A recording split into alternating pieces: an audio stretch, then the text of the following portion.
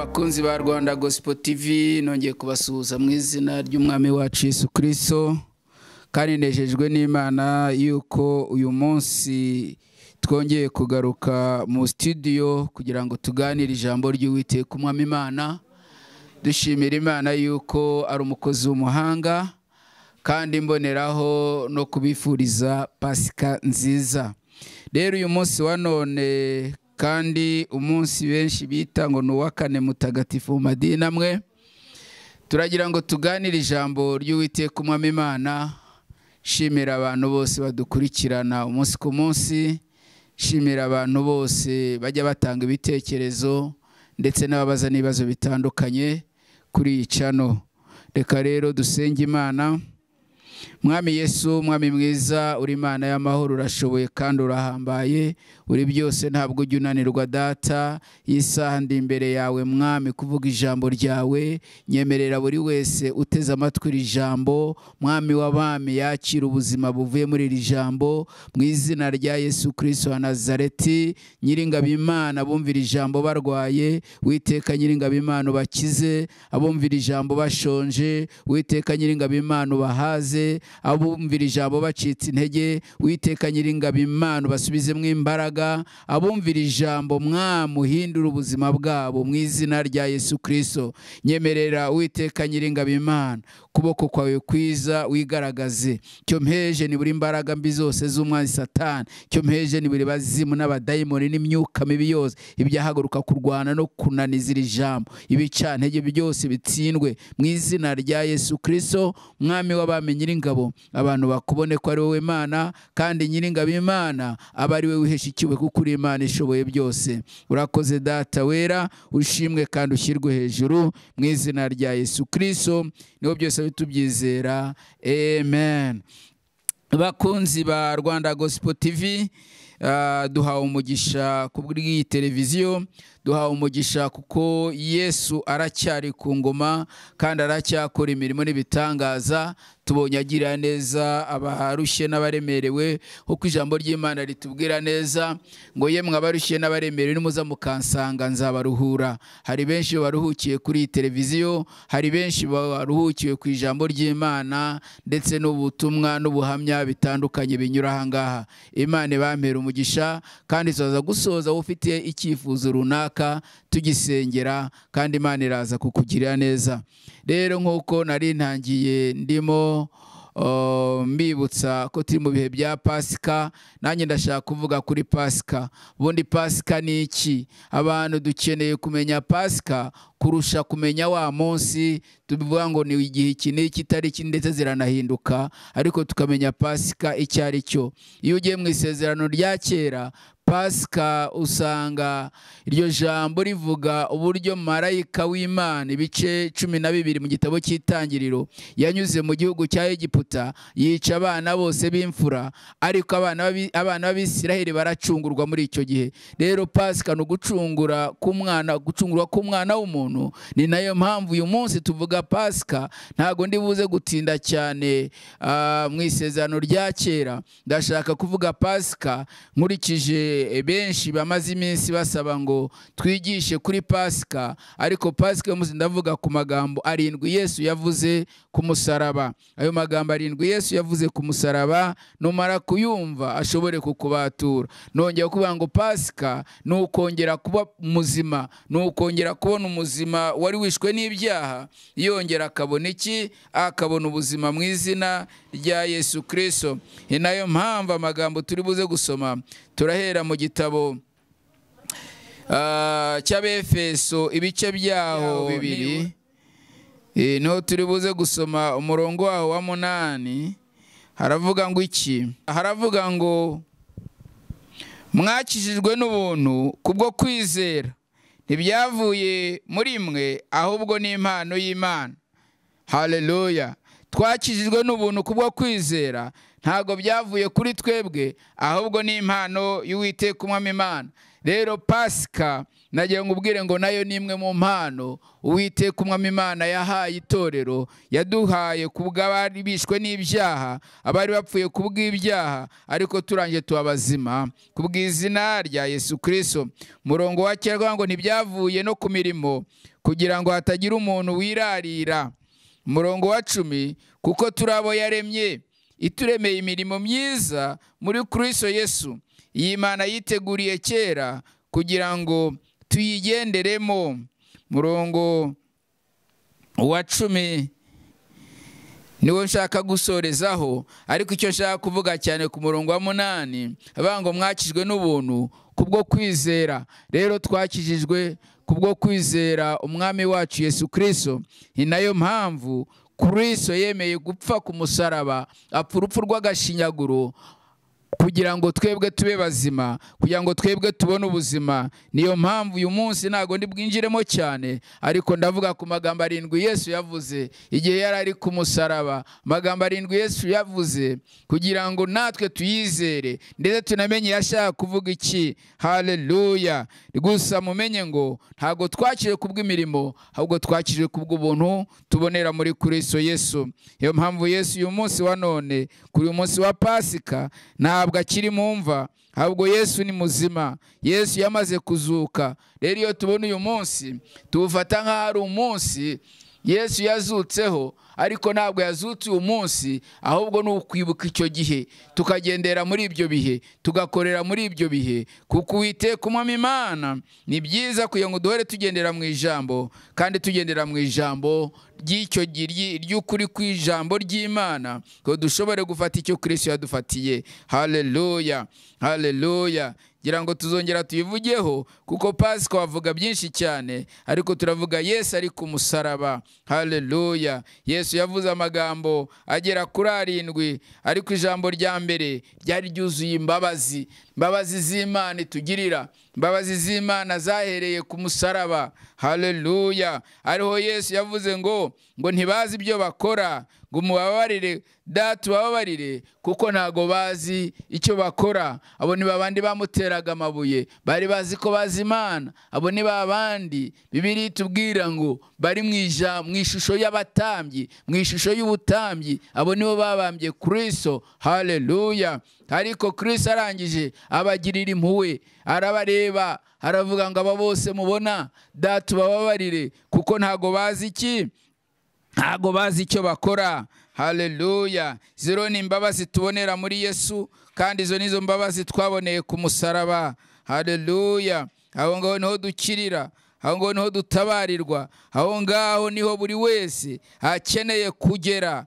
Yesu nashimwe, tukagera kuri uwo musaraba, kugira ngo buri umwe wese ashobore kubona izo mbabazi za Kristo. Aho Yesu yavuze ayo magambo meza cyane. Reka turebe muri Luka 23 murongo wa 34, haravuga ngo Yesu aravuga ati, Data ubabarire kuko batazi icyo bakora. Haleluya. Ngo barangije bagira gute? Bagabana imyenda ye barayifindura. Yesu nashimwe. Ijambo rya mbere Yesu kwari ugutanga imbabazi, imbabazi ku bwoko bw'Imana, imbabazi ku bana b'Imana, imbabazi ku bamwizeye. Haleluya, haleluya. Niyo mpamvu Yesu niwe mwami w'imbabazi. Iyo turi muri we twakira izo mbabazi. None iyi minsi ndagira ngo nkubwire ngo nawe mu mutima wawe gira kugira imbabazi. Ubabarira abakugirira nabi, ubabarira ubona yuko batakwishimiye, ariko we nurangiza ubishimire, ubakunde, ubabarire. Haleluya. Ngira ngo muribuka yuko Yesu yari ku musaraba, ndetse n'ibisambo bibiri. Igisambo kimwe gitangira kuvuga ngo niyikize, natwe dukize. Cya kabiri, ikindi cya kabiri kiravuga kiti, Mwami, ngewe ndahangaha kubw'ibyaha byanjye nakoze. Ariko arangije Yesu ngo aramuhindukirira, aramubwira ngo we turahura muri paradizo. Haleluya. Imbabazi za mbere zahereye ku musaraba. Yesu nashimwe. Haleluya. Niyo mpamvu Yesu yavuze ngo, Mwami, Data ubabarire kuko ntibazi icyo bakora. Ijambo rya kabiri Yesu ahita avuga irindi jambo, aravuga ngo muri paradizo niho ngiye gute abari ushyira ubugingo bwanjye. Yesu nashimwe. Haleluya, haleluya. Cya gisambo cya mbere cyari cyavuze kiti cyasaba imbabazi ku musaraba, kirangije Yesu arahindukira aramubwira ngo turabaza kubana muri paradizo. Hanyuma ya za mbabazi, ijambo rya kabiri yavuze ati, abwira se, aravuga ati data, ubugingo bwanjye, haleluya, ubugingo bwanjye bushyize muri wowe, kandi na cya gisambo nacyo bahurira ku musaraba. Haleluya, bahurira muri paradizo nk'uko bari ku musaraba, ariko rangije icyo gisambo kirihana. Bene data, reka nkubwire ngo iyi Pasika, sinzi ibyo wumva umutima ugushinja, ariko iyi Pasika reka igusigire kwihana, reka igusigire guhinduka, igusigire guhindukira, wongere urebe uwo mwami, wongere winjire muri uwo mwami, kuko ni umwami w'imbabazi, kandi uwo mwami ntabwo ajya ananirwa. Haleluya. Jambo rya gatatu iravuga ngo, Yesu aravuga ngo, nujya muri Matayo 27:46, Yesu ngo avuga ijwi rirenga, aravuga ngo data ni iki kikundekesheje, data ni iki kikundekesheje. Ntabwo ari uko Yesu yabonaga yuko yari ababaye cyane, nubwo ari mu buribwe, ariko yari yambaye umubiri nk'uko natwe tubaye twambaye umubiri. Iyo turi iwacu mu mubiri turababara, nawe yarababaye, ariko cyari ukugira ngo misiyo ye yari igeze ku musozo. Niyo mpamvu ijambo rikurikiraho rivuga ngo, yavuze ngo birarangiye. Haleluya, haleluya. Ni kuki Yesu yavuze ko birangiye? Nuko misiyo yari yamuzanye, icyo Yesu yashakaga yari amaze kukigeraho. Ni nayo mpamvu irindi jambo nanone ngira ngo rya gatanu riravuga ngo, mfite inyota. Nujya muri Yohana 19:23, haleluya, aho ngo yavugaga avuga ngo mfite inyota. Yari inyota itari yuko yari akeneye amazi, yari inyota yuko atari uko umubiri utari umaze kunanirwa, ariko yagivaga ku nyota, avuga itorero rya Kristo. Yarageze ku ntego y'itorero, yari arimo avuga ku itorero. Bibiliya iravuga ngo yewe ufite inyota ngo nimuza hondi, n'udafite ifeza nawe naze. Uwo nguwo nawe, kuko nta handi uyu munsi tubonera Kristo. Kristo tumubonera muri uyu muhamagaro twahamagariwe, Kristo tumubonera muri iyi mirimo twahamagariwe. Niyo mpamvu Yesu yavuze ngo ufite n'udafite ifeza nawe nazanywe kuri ayo mazi. Niyo mpamvu yavuze ngo mfite inyota. Cyari ikimenyetso cy'itorero, cyari ikimenyetso cyo kuza mu itorero. Niyo mpamvu dukeneye kuba mu itorero, nubwo tuba tubwiriza ubutumwa ku social media agiye atandukanye cyangwa mu binyamakuru bigiye bitandukanye, ariko tuba dukeneye kwinjira mu itorero rya Kristo. Dukeneye kuba hamwe tugaterana. Haleluya. Wowe unteze amatwi rero nkubwire ngo, nubwo wumva ubutumwa bwiza, itorero ryawe ni irihe? Wowe urabarizwa hehe? Kuko iyo nyota nta handi gishirira, ishirira mu nzu y'Imana, ishirira mu nzu kwa data. Yesu nawe aravuga ngo mfite inyota. Mission y'itorero yari itangiye. Ibirongera avuga, yatubwira neza irindi jambo. Yesu avuga andi magambo, aravuga ngo mubyeyi abwira Yohana, reka iryo cyane gisome 19:26 muri Yohana 19:26 haratubwira ngo nyina wa Yesu na nyina wabo na Mariya muka Kilopa na Mariya Magadalena bari bahagaze ku musaraba wa Yesu. 26 nuko Yesu abonye nyina n'umwigishwa yakundaga ahagaze bugufi, abwira nyina ati, mubyeyi nguyu umwana wawe. Maze abwira uwo mwigishwa ati, nguyu nyoko. Uhereye uwo mwanya uwo mwigishwa amujyana iwe. Uwo ni umwigishwa ari we Yohana. Ahita agira gute? Yohana ajyana na nyina wa Yesu. Kwari ikimenyetso cy'umuryango, cyari ikimenyetso cyo kongera kubaka umuryango. Haleluya. Ngo maze uwo mwanya Yohana na nyina wa Yesu barajyana, umuryango urakomeza. Nubwo nyina yaramaze umwana we yaramaze gukurwaho umwana we, ariko ako kanya yongera kubaka umuryango. Yohana akomeza inshingano Yesu yari afite kuri mama we. Haleluya. Irindi jambo ari naryo riheruka avuga ngo, ijambo rya 7 avuga ngo mu maboko yawe niho size ubugingo bwanjye, muri Luka 23 umurongo waho wa 46, cyangwa Zaburi ya 31 umurongo waho wa 5. Ayo ni amagambo 7 Yesu yavugiye ku musaraba. Reka nongere nyasubiremo twihuta. Ijambo rya mbere riravuga ngo Data ubababarire kuko ntago bazi icyo bakora. Ryo ryari ijambo ry'imbabazi. Ijambo rya kabiri aravuga ati muri paradizo niho nsize ubugingo bwanjye.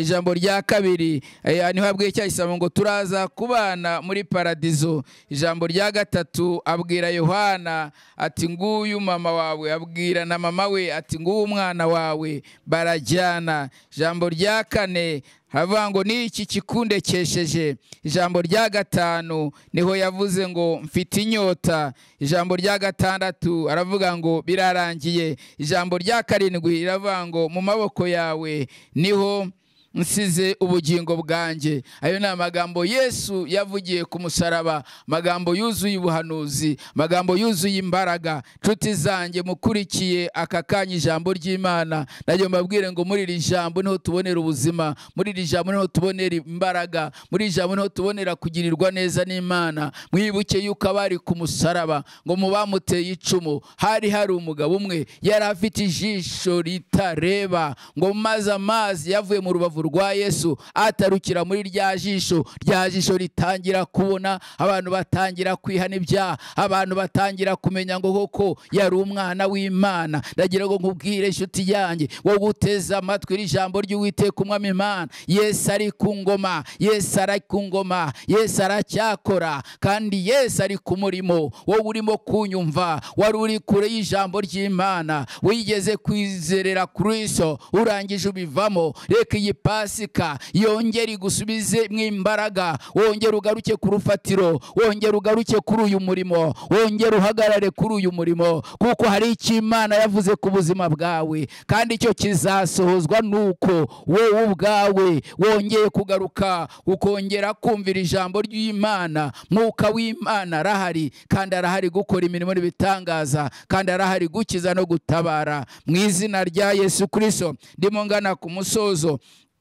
Ku musaraba ntago byarangiye kuri ayo magambo gusa, ahubwo niyo dusomye ibyanditswe byera muri Matayo 27 tubona ibitangaza byabaye nyuma y'urupfu rwa Yesu Kristo. Ndashaka mvuge kuri ibyo bitangaza. Ibyo bitangaza byabaye nyuma y'urupfu rwa Yesu nibyo ngiye gusorezaho. Nindagiza dusenge Imana, ndagiye nkubwire inshuti yanjye, wowe wari waravuye mu byizerwa, ongera ugaruke. Yesu abane nawe, Yesu ahagarane nawe, Yesu ari kumwe nawe, kandi Yesu yiteguye kugira ngo azure ubuzima bwawe. Matayo 27 umurongo waho wa 5. Haleluya. Umurongo wa 51 kugera ku 54. Gitangaza cya mbere cyabaye, umwenda ukingirije ahera watabutsemo kabiri. Bivuze ngo buri wese abonye urufunguzo rwo kwigerera imbere ye, rwo kwigerera ku Mana, rwo kwigerera mu Mana.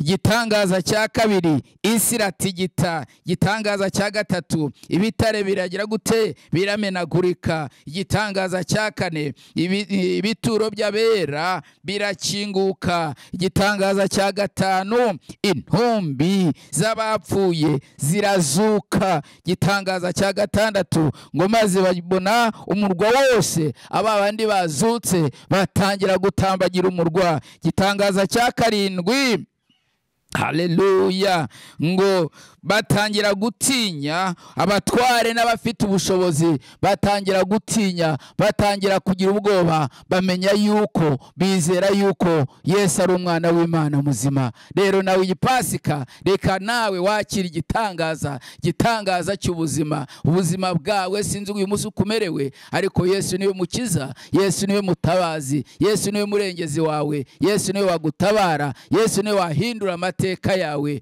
Muri iyi Pasika reka ntigusige ko waruri, kandi Uwiteka Umwami Imana agusange. Ndavugana nawe urwaye, ndavugana nawe uruhijwe n'ibyaha, ndavugana nawe warucitse intege, ndavugana nawe wavuye mu nzu y'Imana. Ongera ugaruke mu nzu y'Uwiteka Umwami Imana mu izina rya Yesu Kristo. Ndimo nsengero wari urwaye, ndashaka banze wakire Yesu. Niba utarakizwa, abo Umwami n'umukiza w'ubugingo bwawe, Kristo azukire muri wowe mu izina rya Yesu. Subiramwe aya magambo yanditse mu gitabo cy'Abaroma ibice byaho 10:9 haravuga ngo niwatuzana akanwa kawe yuko Yesu ari umwami uzakizwa, niwizera mu mutima wawe yuko Imana yamuzuye. Haleluya! Wizere ko Imana yazuye Kristo kandi nawe urakizwa. Sibamwe amagambo uti Mwami Yesu, nemeye ijambo ryawe, nemeye kuri umukiza w'ubugingo bwanjye. Guhera uyu munsi wa none mbabarira ibyaha byanjye, ibyo nibuka n'ibyo ntibuka. Vana amazina yanjye mu gitabo cy'abarimbuka, uyandike mu gitabo cy'abo bugingo buhoraho. Mfashe umwanzuro guhera uyu munsi wa none ndakijijwe. Niba usubiyemo aya magambo urakijijwe, reka ngusengera Imana Nyiringabo, Imana y'amahoro, Mwami w'abami. Uwo ni umugaragu wawe, arakijijwe. Reka amazina ye akomeze yandikwe mu gitabo cy'ubugingo. Umuha imbaraga, ntakongere gusubira inyuma, ahubwo Uwiteka Nyiringabo Imana agenda yereka abatambyi kuko nawe amaze gukira kandi abaye muzima mu izina rya Yesu Kristo. Wowe urwaye nkurikiranya aka kanya, Bibiliya irambwira neza ngo Kristo imibyimba y'inkoni niyo yidukiza indwara. Mu izina rya Yesu ndategeka buri ndwara iyo ari yo yose yari iri ku buzima bwawe, yaba ari kansa, yaba ari sida, yaba ari uburibwe bw'umugongo, wowe uri bw'uwo mugongo, mu izina rya Yesu Kristo bamuzima. Wowe urwaye amaso, mu izina rya Yesu ayo maso yawe niyongera abone. Wowe umutwe wanze gukira, mu izina rya Yesu uwo mutwe kira bamuzima mu izina rya Yesu. Wowe urimo kunyumva aka kanya, unkurikiranya aka kanya, akira ubuzima, akira amahoro mu mutima, akira ibyiringiro. Ntukongere gucogora, ntukongere gusubira inyuma, kandi guhera umunsi wa none garuka mu nzu y'Imana, ngwino mu nzu y'Imana. Imana iguhe umugisha wewe wari unkurikiye muri aka kanya, kandi Imana ikugire neza mu izina rya Yesu. Komeza ukurikirane iyi channel ya Rwanda Gospel TV, uraza kuhabonera umugisha w'ijambo ry'Uwiteka Umwami Imana, kandi Imana iraza kukugira neza. Ukeneye kumenya telefone yanjye ni 0788430085. Ni Pastor John mwavuganaga. Yesu abamera umugisha, ndabakunda cyane. Uwiteka biteho kandi abagire neza. Mugire Pasika nziza kandi turi kumwe. Amen.